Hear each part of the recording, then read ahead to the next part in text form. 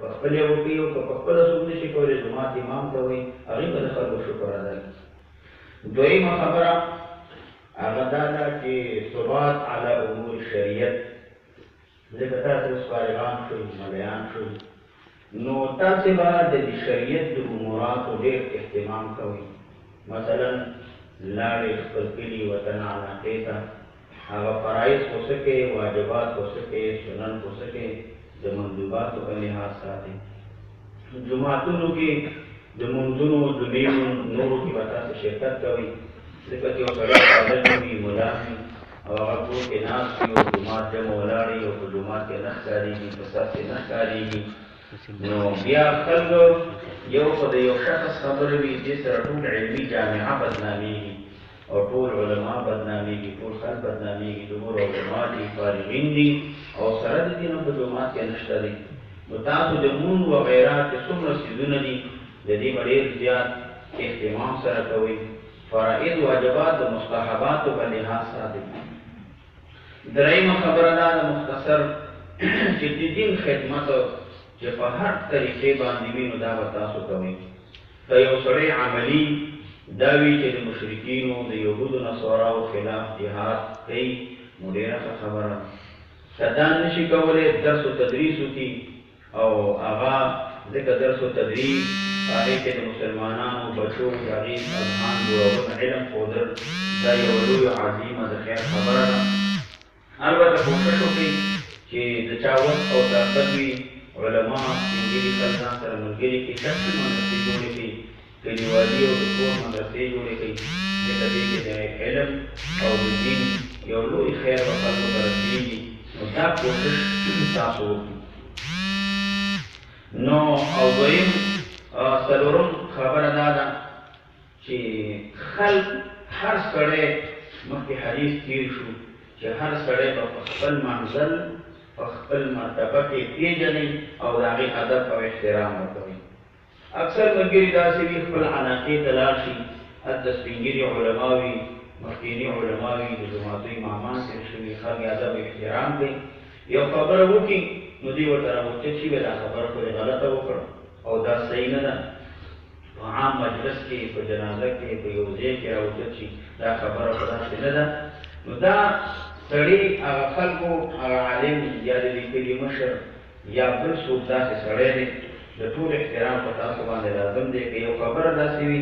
هغه مثال د شریعت کم از کم خلاف وي پټې طریقې باندې پوه کړي هغه سړی کور ته ورشه جومات ته ورشه ورته یې زه نه پوهېږم کېدای شي دا مسله به ما نه غلطه وي خو تا دا خبره وکړه خو ما ته دا مسله داسې معلومه ده نو دې باره کې که تاسو لږ تحقیق وکړئ معلومات وکړئ ما ته په فلاني کتاب کې یا فلاني فتاوه کې دا خبره معلومه ده نو داسې معلومه ده نو تاسو په دې باره کې څه وایي نو هغه به متوجه شي. دغسې یو عالم پسې وچتېږي ورته ته نه پوهېږي او ته سپین ږیری یې ته پخوانی ملا یې ته دا یې دا یې نو خپل قدر انسان کمی و د دې علماو د دې سپین ږیرو علماو ځکه دا امامان دي وخت یې تېر کړی دی خلک یې ډېر احترام کوي د هغې قدر و قیامت د خلکو په نظر کې دا کوي. پنځمه خبره دا ده چې دنیا سوچ او فکر نه کول د دنیا به هېڅ سوچ او فکر نه کوئ ځکه رزق د اسماني دی الله تبارک وتعالی رازق دی. رزق ورکوي چې کوم سړی د دین خدمت کوي او د دین په خدمت کې لګیا وي چې په هره شعبه کې دا لګیا وي که هغه جهاد وي درس و تدریس وي که هغه دعوت و تبلیغ دی که هغه نورې شعبې دي د هر شعبه کې یو سړی لګیا وي الله پاک رزق فراخي به دا راوړي رزق به درکوي. که یو سړی د خپل د ژوند اسباب برابروي دکانداري کوي ډاکټري کوي حاکمي کوي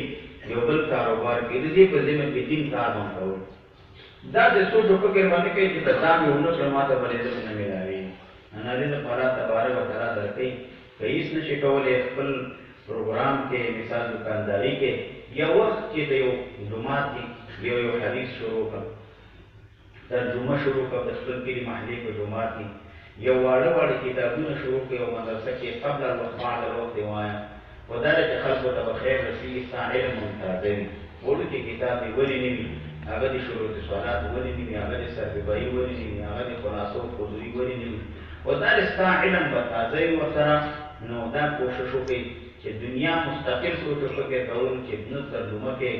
او نه چېرته کوم حدیث چاته بیانوي نه چېرته چاته وعظ کې د صحت کې نه لومړي مونځ وکړې نه جنازه کې بیان کې یو کار نه کې او د دنیا کې داسې اخته شي چې د علم او د علم جدي چې کوم سیستم پروګرام ټول درنه مکمل پاتې شي دومره منحمل کېدل دا په کار نه دي پکې خاص کر علماو شپږمه خبره دا ده چې خبره کوي چا سره په حکمت سره به کوي داسې د حکمت نه ډکه خبره به کوي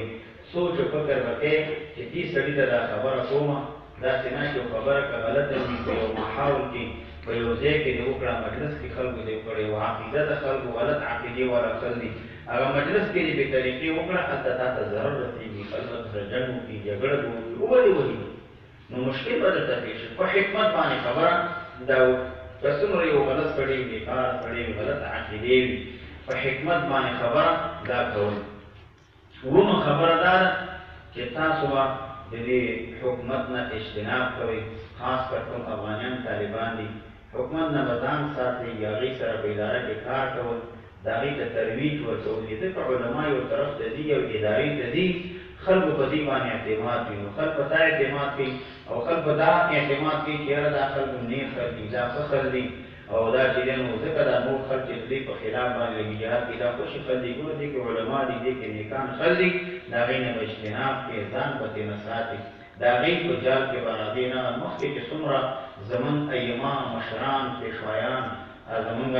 د مسلک ایمه چې تېر شوي هغوی ګوره څومره د حکومتونو نه اجتناب کړی دی قضاګانې ورته پېښ شوي محکمې پېښ شوي د هغې لرې کړي تکلیفونه ورته رسېدلي دي سره دې نه چې هغه نیک نیک پاچاهانو ځکه دې کې مختلفې ابتلاګانې وي نو بیا سړی ورته ټینګېدلی نه شي د دې نه به ځان ساتي اتمه خبره دا ده چې د اختلافاتو نه به اجتناب کوئ معمولي خبره وي نو کمه خبره وي هغې ته دومره هوا ورکول دومره زور ورکول چې خلکو کې فتنه خوره شي فساد راشي اختلافات راشي جنګ راشي جګړې راشي قومونه سره ونښلي جوماتونه سره ګیر کړي اختلافات سره وکړي د هغې ټولو موجب ته ګرځېدلی داسې معمولي خبرو باندې چې کوم اصول د دین وي هغې ته به قرباني کې سر به ورکړې جان و مال دواړه به ورکړې خو چې هغه اصول د دین نه وي او فروع وي د فروع کې داسې اختلافي مسلې چې هغه د معمولي مسلې وي یاره دا شی اولا او د اولا او خلاف الاولا خبره وي او هغې کې چې دومره زور ورکړي خلکو کې اختلافات واقع کړي دې خبرو مسله نه ګرځئ ځکه دا داسې مسلې دي نه د حل کولو دي نه د ضروریات دین دې پورې تړلي دي نه د ضروریات دین کې سره تعلق لري نو دې کې به تاسې د سره ګوتې نو اختلافاتو نه به ځان ساتئ دا وایي چې یاره مړي پسې حلوا شته او نشته او دعا شته او نشته او دا چې دی نو ختم شته او نشته او مغفرې ته تلل شته او نشته او زیارت ته تلل شته او نشته که لاړ شو کوم اسمان را پرېوته که لاړ نه شو کوم اسمان را پرېوته دعا وشوه کوم اسمان را پرېوتلو که ونه شو کوم اسمان د دین یوه مسله هم دې پورې تړلې نه ده دا ضروریات د دین نه دي نو دا داسې امورات دي که ودې کړه ډېره ښه ده او که ودې نه کړه ګناه پکې نشته وبال دا پکې نشته نو دا څیزونه پکې نشته نو د دې نه به تاسې اجتناب کوئ او اختلافاتو نه ځان وساتئ او څلورمه خبره دا ده د خپلې مدرسې سره تعلق او د دې سره امداد کول دې سره به تعلق ساتئ دی راځئ واقع ته تاسې سره وختونه ویلې مدرسه محتمل ناظمان خدمتونه وشو داسې نه چې لاړ بیا تفریح او بل دا ډېر خلک داسې وي تاسو رابطه کې تعلق ساتئ چې موږ یو